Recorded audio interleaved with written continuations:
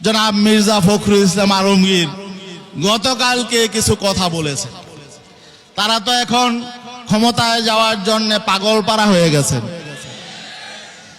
গতকালকে প্রধান উপদেষ্টার সাথে সাক্ষাৎ করে বেরিয়ে এসে তিনি বলেছেন যে মৌলবাদীদেরকে আর ক্ষমতায় যেতে দেওয়া হবে না। তিনি মৌলবাদী বলতে কাদেরকে বুঝিয়েছেন? আমি জনাব ফখরুল ইসলাম সাহেবের কাছে প্রশ্ন রাখতে চাই, আপনি মৌলবাদী বলতে কাদেরকে বুঝিয়েছেন? বিগত স্বৈর শাসক ফ্যাসিবাদী সরকার আওয়ামী লীগ যাদেরকে দীর্ঘদিন মৌলবাদী বলেছে, আপনি কি তাদেরকে মৌলবাদী বলেছেন?